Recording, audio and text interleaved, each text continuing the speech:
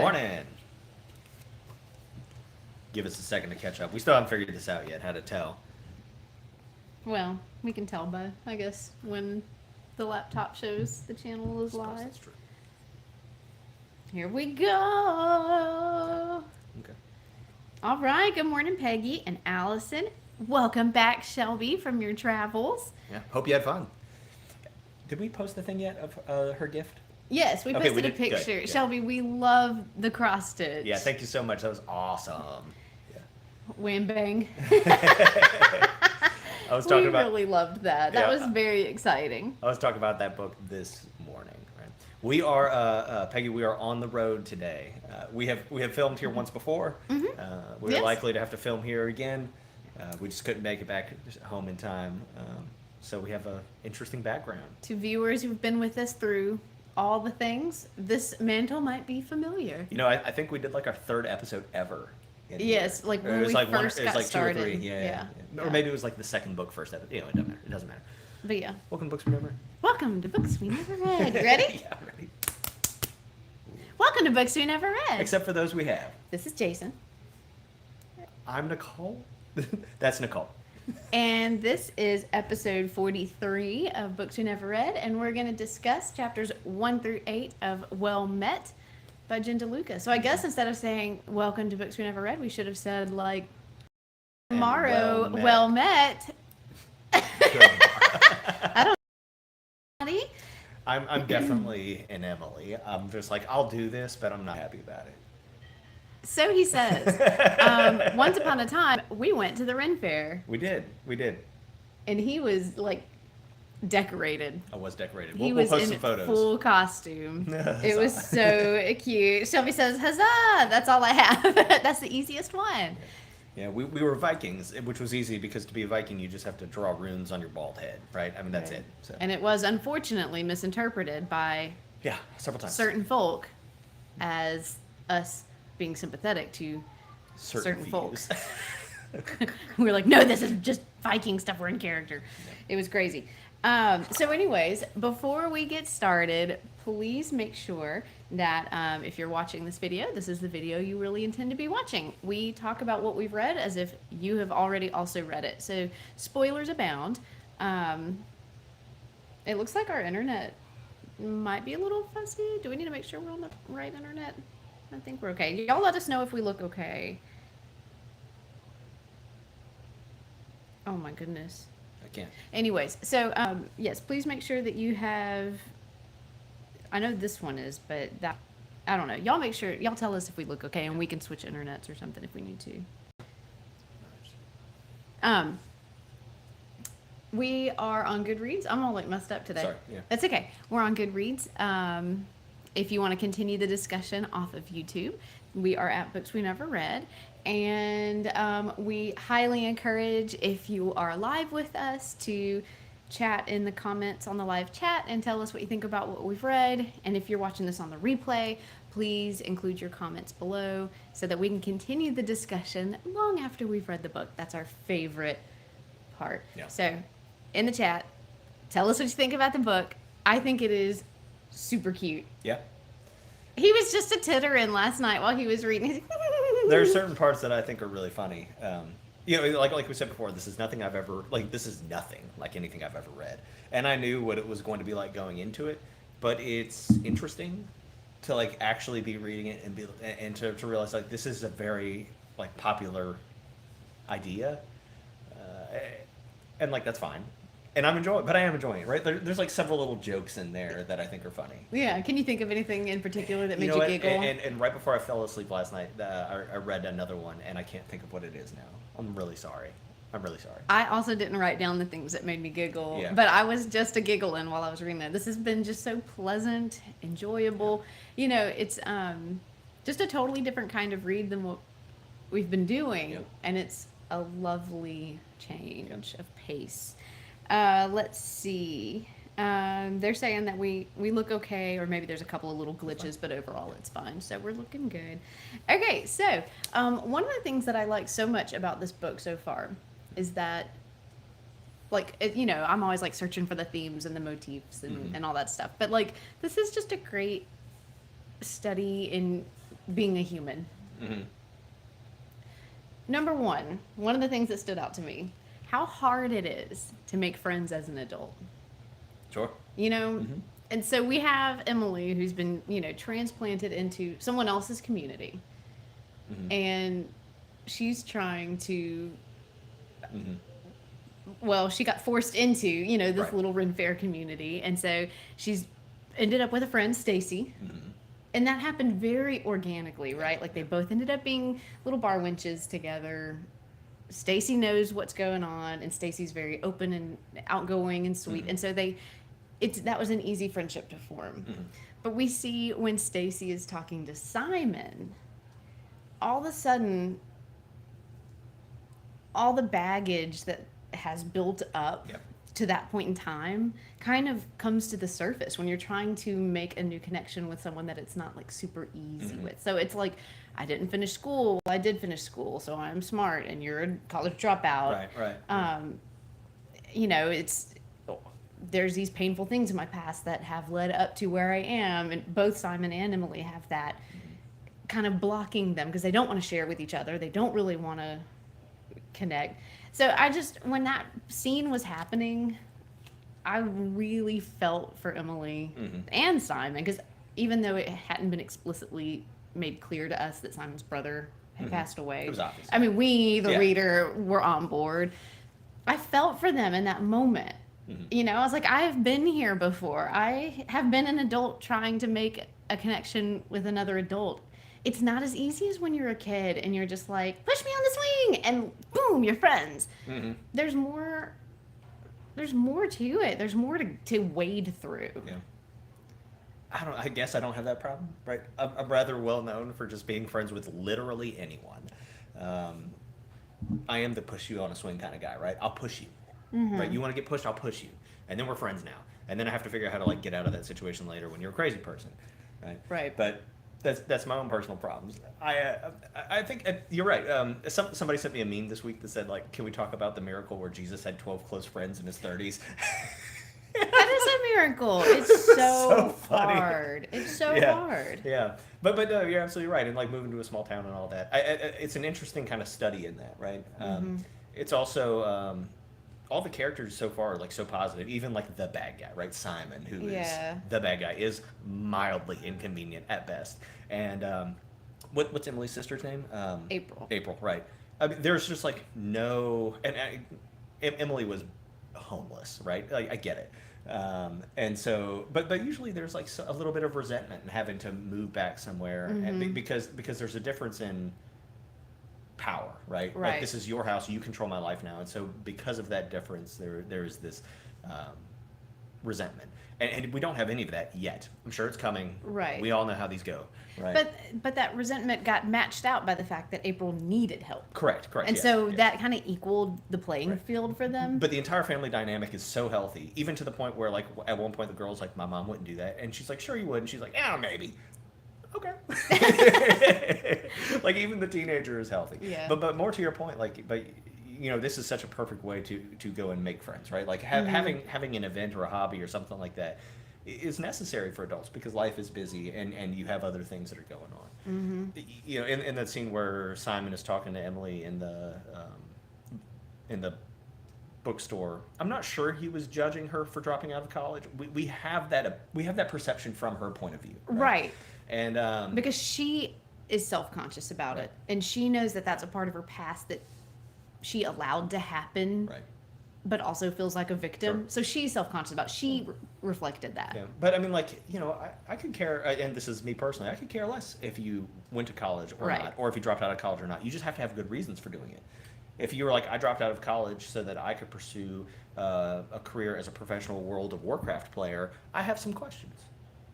But if you dropped out of college because you thought you were going to be with some dude for the rest of your life and you were supporting him through grad school, we see where that ended up. But like, hey, I support that as well, right? Like that is a reasonable choice. It's about the reason behind the action. Well, and the point is, to somebody else, it's really none of their business.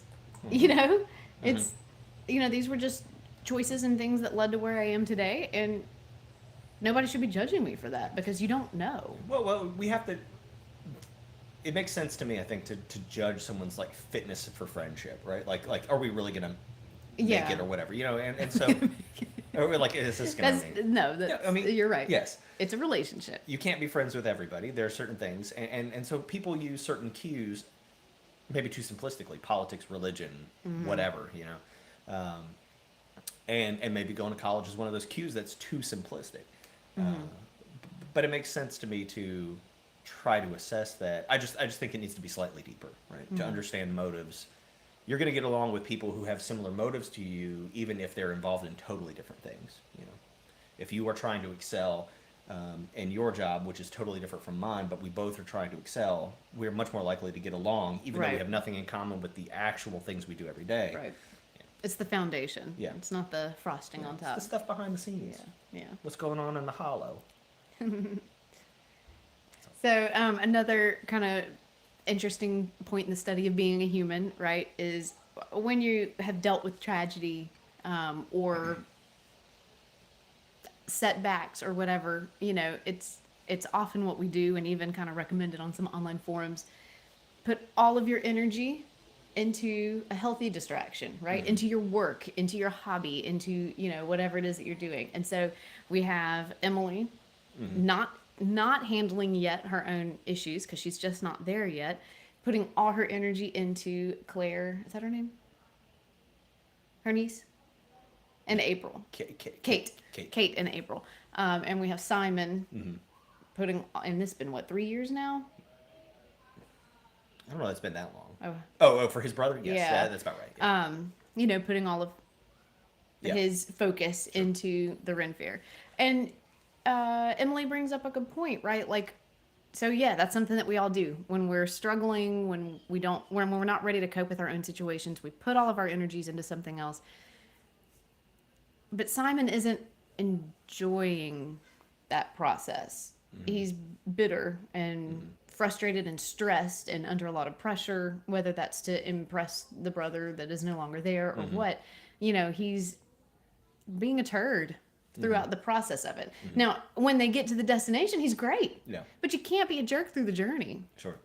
Well, yeah, he has this like split persona situation going on right now, and that's unfortunate. And I think that's ultimately what we're going to see, right? Is Pirate, whatever his Ian, whatever his name is going to become like these two, because there's value to both of them, and those things have to mesh. You know, he is clearly capable of being friendly and jovial, but he as Simon is not. Right. And that's not abnormal, right? Right. We all have a persona. You know, the Nicole that I know is different from the work Nicole, is different from the Nicole that was a teacher. Jason's pretty much the same everywhere. That is That's not not good. true. That's not true. I'm just joking. I see it. I'm just joking. I see it. But you know, that's interesting. Now I want to say this real quick before we move on from Simon's brother. Is this is how tore up I am from the books that we've read before. But whenever she started noticing that he was like disheveled and like a little grungier, I was like, I know the brother's dead, right? Because it's obvious, even though we hadn't been told yet. But what if they're twins and they're swapping places, and this is the brother? There's a whole different story that we're making over Yeah, here. but that's what I wanted to happen, and then of course the expected happened. This isn't a mystery. But I wanted. It's a romance. I wanted it. But it could be a romance with two brothers, twin brothers who fall in love with the same woman. Okay. I'll write it. We'll read it. It's fine. Peggy says, "Welcome to mine and Shelby's world. Making friends is hard, and oh no, if you make the wrong one when you work together." Yeah, that's a hard thing too when all your friends come from your workplace. It makes things so much easier when you do have a friend at work, but it also complicates things when there's no lines between your work and your personal life. Yeah. You know, and I have a hard time with that boundary sometimes. It's tough.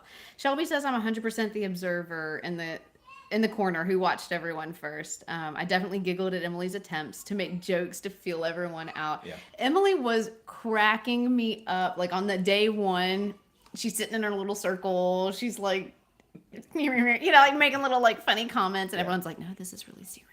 Yeah. She's killing me. I was really tickled at her. So I was an actor in high school, and by actor I'm going to use the term very loosely. I stood on a stage and I put on costumes and makeup, and I said things. That's what we all did in high school. But It was really cute. I got to see some like pictures. I was Emily. Like, I'm not joking, right? Like, I didn't, like, I had fun, and I took it as seriously as I could, but if I take it too seriously, I get it's not serious, right? Like, you are not you. This is not real. And so whenever somebody takes it that seriously, it loses like the fun, right? And so I definitely agree with like the way Emily's looking at Simon, and he's losing the forest through the trees, kind of, right? Like he can't see what it is that they're supposed to be doing here because he's so hung up on making sure everything is supposed to be 60. Nobody cares. I agree with that point, and well, maybe somebody will learn something. Maybe. Yeah. I think this is a cute idea that the town like uses this as it's a whole town event. It's bringing in people outside the town, so it's an amazing fundraiser, and it's great for pulling the town. It's a good opportunity for the kids to learn. That's really fun that they do it that way. A Ren Fair is not always appropriate for children, but I like what they're doing here. Sure, I think it's really cute. And I will say I disagree with Emily on one very important thing. What's that? She's disappointed that Mitch is wearing bike shorts under that kilt. To the world, to all men everywhere, please always wear the bike shorts. Nobody wants to see that on accident. Nobody wants a shock. Yeah. So yay for Mitch for wearing those bike shorts and that kilt. We are having some technical difficulties. Uh-oh. Yeah, there it goes. Hang on. Still got internet, so that's good. But Okay. But yeah, the video has gone down. Okay. It appears. Oh, video just cut out. Do we want to put it on data and just... It's your call. We can... I don't know if anybody can still see us. Yeah. Y'all hang on, guys. Sorry. Scroll from the top. We'll put it on data real quick. Yeah. And we're back. And so that might have made us lose people. Y'all just need to hit refresh on your screen. Yeah. I can hear us out there, so that should be good. Okay. I see us we're here. Back. That's fine. Okay. Is what it is. Cool. Shelby's back. All right, cool. Oh, what were we talking about? We were talking about the kilt and the pants. And all that. Yeah. So I have some comments on that, and y'all forgive me if this is untoward and unnecessary, but untoward. Look, I'm trying to be in the times, right? As a dude reading a romance novel, which I'm sure happens all the time, but like there are a couple things that I guess maybe I just see differently, and like one of the Mitch is like the muscular, like. He was definitely portrayed at first as not intelligent, and then they come around and be like, oh, but he's actually really smart and fun or whatever, right? And like that's such an annoying trope. Mm-hmm. It just is. And I have had literal conversations with people about how, well, big guys are just a problem, and I don't understand why. And like it's just, I get it. It's a stereotype that people come into, but it's. In other books, we have talked about certain stereotypes, right? Why do the women in Dune have to be just married off to like random people and taken care of, blah, blah, blah. So I'm going to make it here as well. But like that's just a tired one, right? There are plenty of intelligent big guys, and a lot of them are intelligent because that's how you get to be that size, right? Another one is I in my mind flipped the genders of our characters, and if we were being told the story from the point of view of a man, it would not be considered okay, right? So I was thinking about that too, and almost everything else that we see is told from the point of view of a man, right? So like all the video games and stuff that I played growing up, if there was a female character, they had to be buxom, I don't know, busty. Yeah, sure. They had to look a certain way, and there was an expectation of that, and that's storytelling from the the male perspective, I guess. And so while I was reading this, I was kind of thinking like, if this was flipped, I would be really irritated by it. Well, I have been irritated by it, and now it's flipped, and so I get to enjoy being on the other side. So I guess that's ultimately my point, right? Is like I don't have a problem with it because like I just don't care. But there's something I don't know. I see for me it seems different than a video game would, and maybe that's because I'm like desensitized, but like the explicit description, like objectification. yeah, Yeah. and like I get it, right? Whenever you make a buxom lady in a video game, it's objectification. I understand, but whenever you're like, I am going to do this thing, it feels different because I, as a video game player, did not make this choice, right? But and part of it, I think, is that this is written in the first person, right? And so then, like, now I'm doing. You're this the thing, one and saying it, yeah. I don't, you know, but also like, even though we're both saying, look, it's not kosher, but the guy's version gets to do it, even if it's not like this. So the lady's version gets to do it. We all agree that's not okay, but we also all agree that like that happens Right. anyway, and so like you should try not to, and you should try to be an adult and be mature or whatever. But like, you know.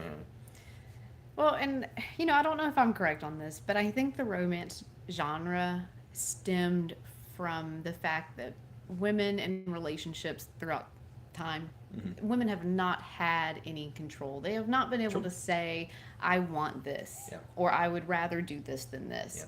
And so escapism, Right.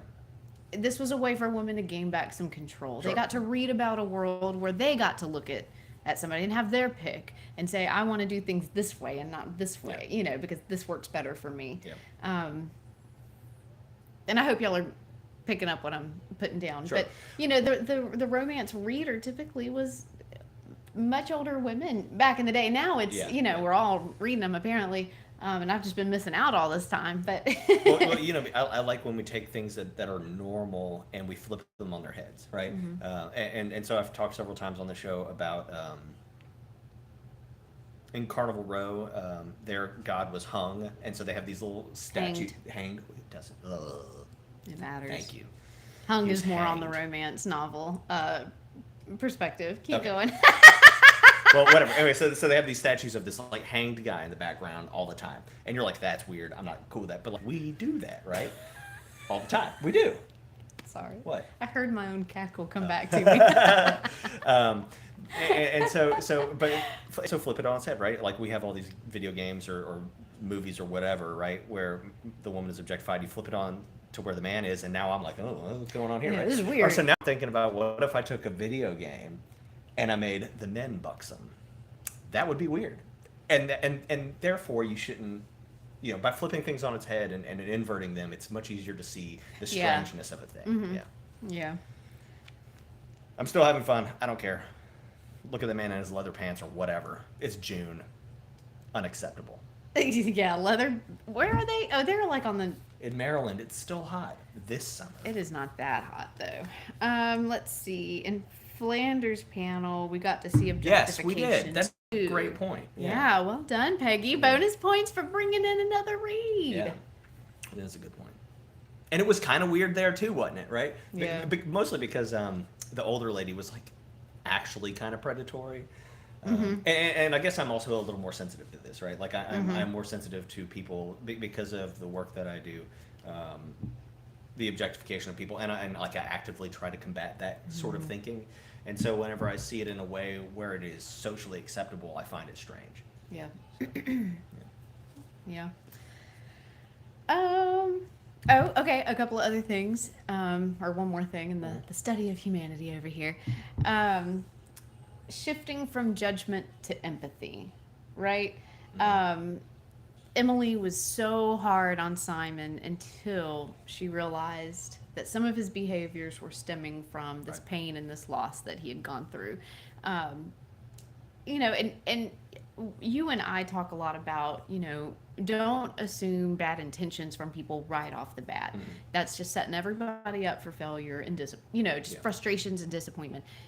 And we often say assume incompetence over intentions, but you can go one step further and just say, assume that the other person is going through something. Sure. Assume a level of empathy before just being like, God, they're just trash, and So yes, lashing out. Specifically, my thing that I say is incompetence before malice, and it just means that you assume that somebody doesn't know what they're doing before you assume that they are actively trying to hurt you or be a jerk. But and like that is for like a very specific set of situations. But I say it for everything, and incompetence can be swapped out with anything. But it also could be just broadened.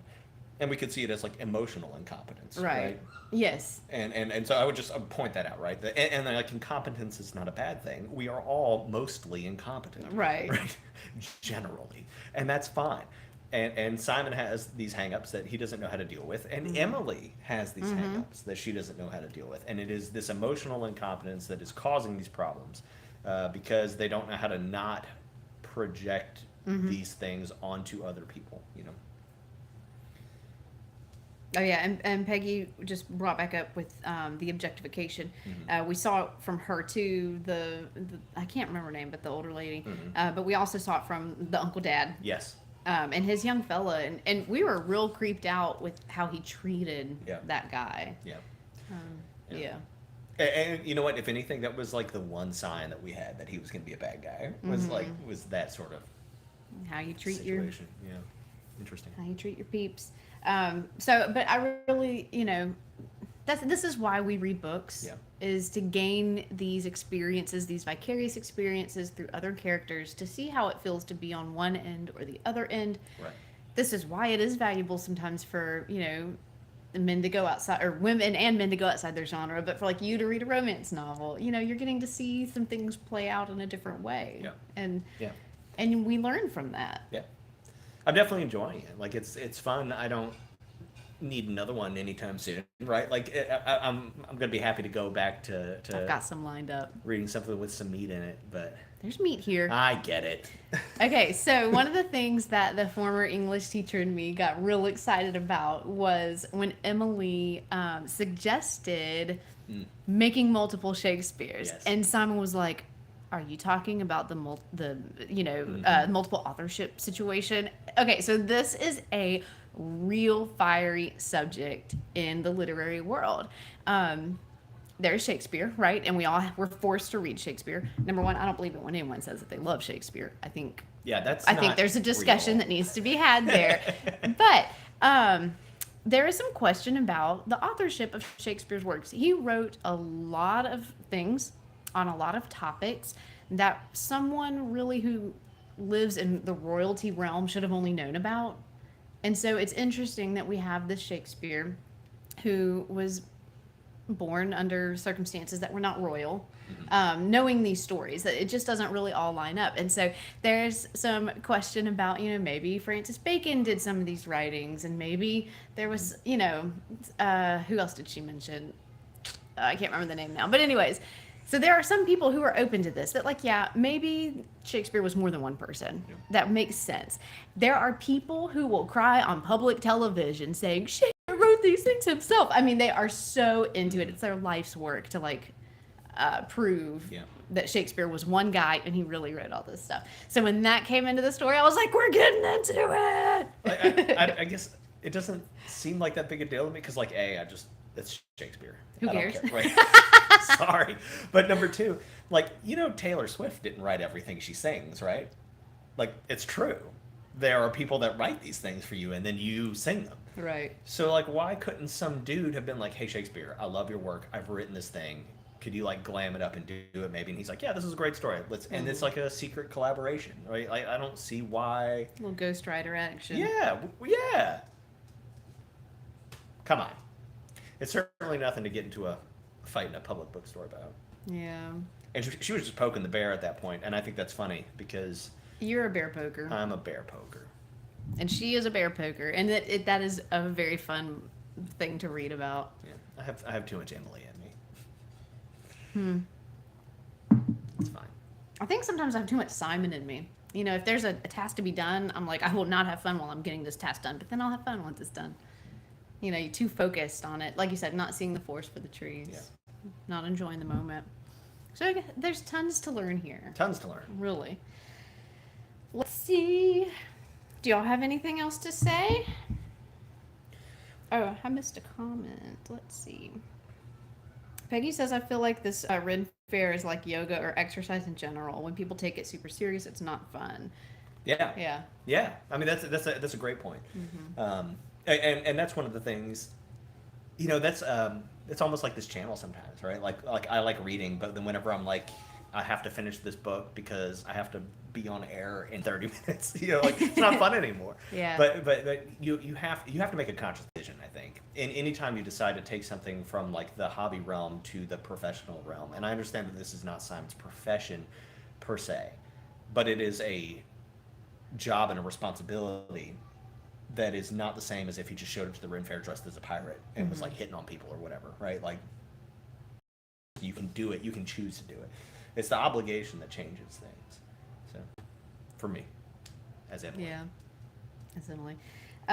Let's see. Shelby says, I was Team Simon with the incorrect forming.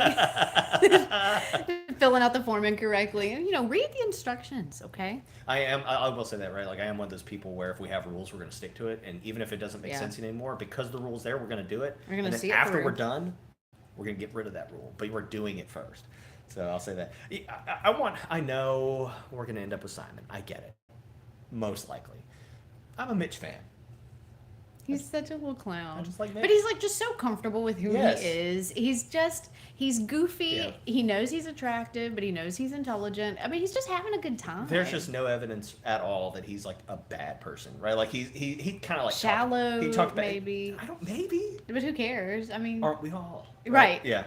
I just like him, and because he's kind of set up as the bait for you, so that Simon can win, and it almost seems like it's supposed to be this triumph over something greater. Here's this bigger guy, here's this more muscular guy, this more attractive guy, and then Simon is the one who will overcome that. Mm-hmm. That's fine, but I like the bigger one, right? Like I want I don't need that like bonus triumph. Well, I don't want to spoil anything, but there's other books in this series. Yeah.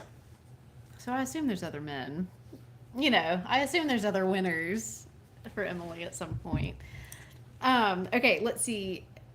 On the chat, Peggy says, sadly, I'm Emily and a piece of April. Peggy, I don't see how that's sad.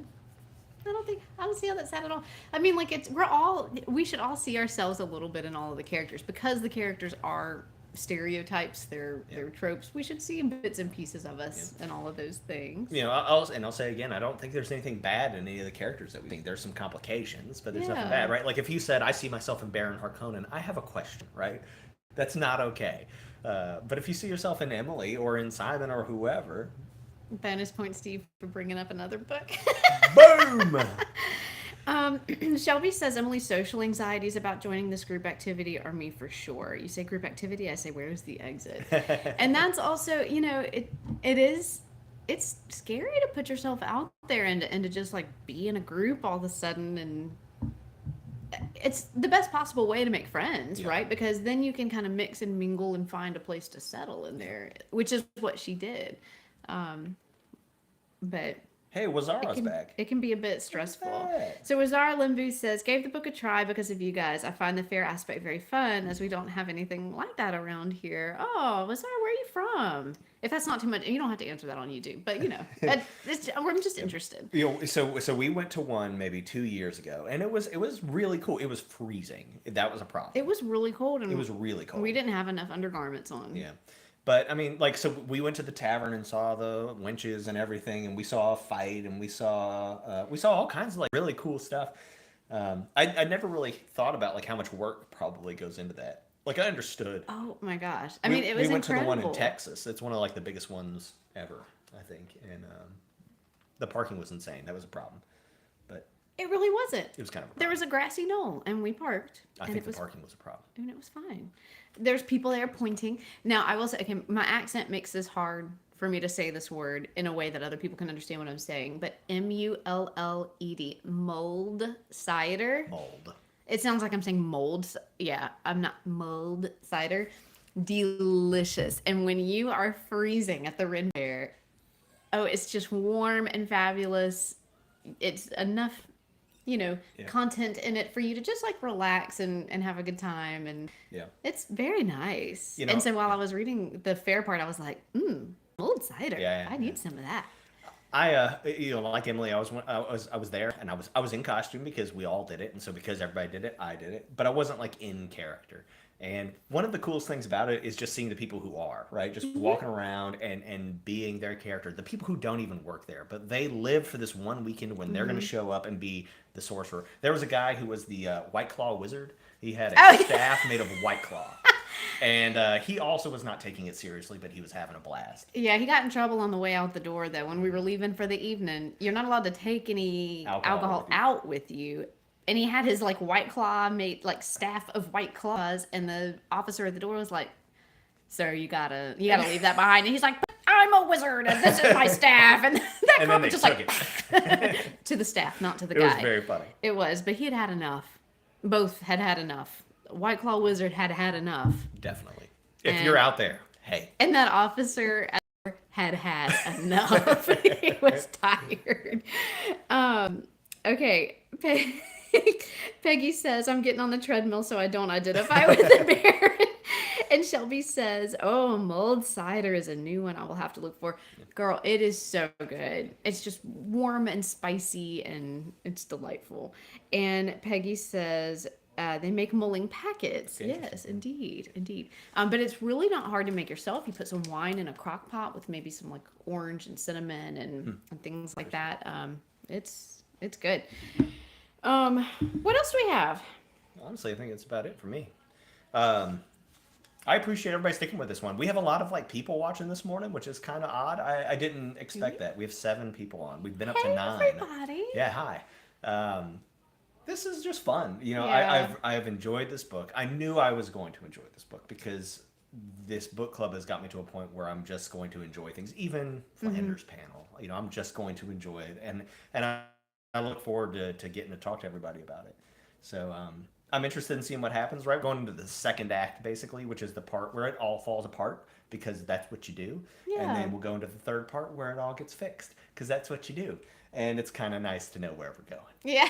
Okay, so we have a new comment from Shelby. Oh, Does Stacy have a crush on Simon? oh yeah, She is protective of him. yeah. Right. Well, so I mean, once you hit the second act in these romance things, especially in movies, everything falls apart. Not just the relationship, right? Mm-hmm. She is going to start liking Simon. I mean, they have been handfasted now, right? We Right. should assume they're kissing each other every weekend from now on, at least. They're going to go on like an actual date at some point, reluctantly. Uh, but something is going to happen where they're going to have a falling out, and when they have that falling out, um, maybe Stacy is looped into that. Maybe she finds out that Stacy has a crush, and Emily decides that she's like transient here. She doesn't live here. She doesn't belong. So she needs to take the step back so that her friend who actually lives here can have a chance, and that creates some drama. But I also think that we're gonna have a falling out with April at the same time. I think the family unit that is working so well is Right. going to fall apart as well. Yeah, interesting. Let's see. Peggy says, did Chris call for Emily on purpose to marry Simon, or did Simon ask? That is a very good That's a good question. question. Who called? Because all Kate said was, they're telling you to come out here to help. Yeah, I think Who's Chris is they? playing matchmaker at this Yeah. point. I Yeah, really like Chris. I do too. Yeah, you And know, I love this idea that Chris is setting up, I'm sorry, an no, opportunity for Emily to find a workplace as well. And do this coffee shop and the bookstore, and she right. might just be the perfect fit to make that happen. Yeah. I'm Um, sorry. I've lost it. Oh. That's okay. It'll come to me. I was gonna say it like 3 times now, so it's in there. Oh, I'm so It's in there. sorry. No. And Shelby says Stacy struggles to talk about pain that Simon has experienced. Okay, I kind of wondered if Stacy and Sean might have been an Mm, item, just the way that she was talking about it. But Shelby says that's my only clue that got me thinking. You can tell everyone had a connection with Sean, yeah. and everyone is sympathetic to Simon, but you don't see anyone having a real connection with Simon. Mm, And so, I think we need to see some growth in Simon as well, that he needs to not just be piggybacking off his brother or living in yeah. the shadow of his brother. He needs to be his own person and make his own impact on this fair, Hmm. if that's what he wants. And that is a good point too. You can't do things to carry on the legacy for somebody else. That can be part of why you're doing something but you need to do things for you, Mm-hmm. you know? And so I worry about Simon kind of crashing and burning because he's trying to live up to his brother. Yeah. And that's very sad to me. Mm-hmm. It makes me feel for him. You know, okay, so it's come back to me, right? Last week I talked a little bit about the hero's journey and Joseph Campbell, and I think the hero's journey is I said before, like I think it is all stories, and that's like the point, is the archetype of all stories, and you see it even here, I think, and so you have your call to adventure, right? Like you have to go and like literally out the gate to become part of this like other world, right? So leaving the world that you are accustomed to and going somewhere else. There is also a stage of the hero's journey, if I'm not mistaken, I might be getting it wrong, where it's they call it like the call of the queen or something like that, and that is literally what is happening here, where there is this sort of mother figure who has a role to play in this call to the journey. Let me see, Nicole's pulled it up real quick. Oh no, This Death is of not- the Mentor. This is not quite. It's not the one. Yeah.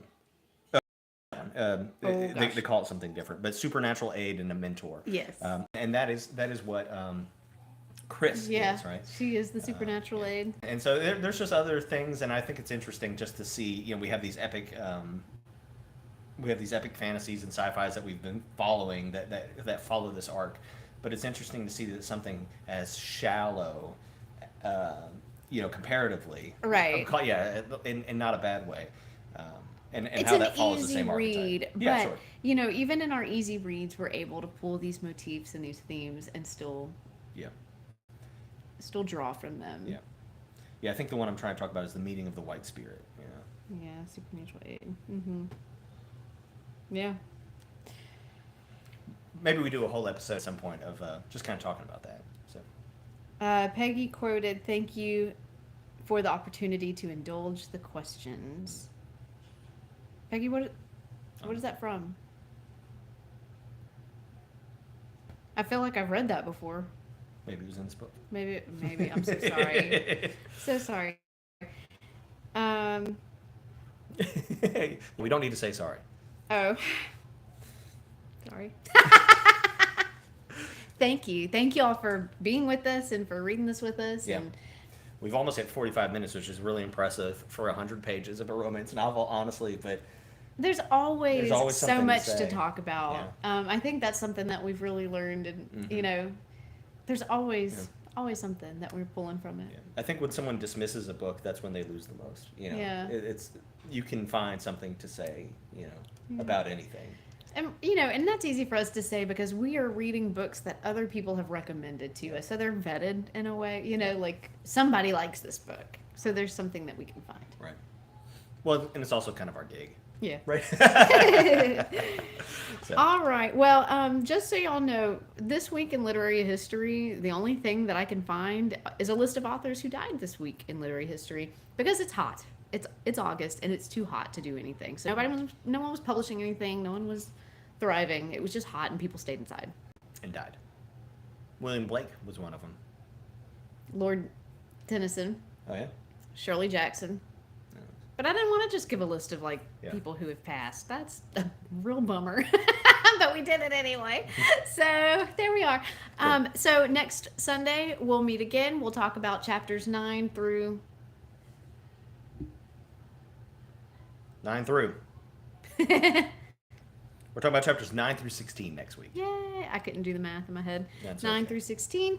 And we hope you continue enjoying it. And I still need to set up the Goodreads folder discussion for this book, so I'll do that here shortly. But if y'all want to take the chat off of YouTube, that's where we'll be.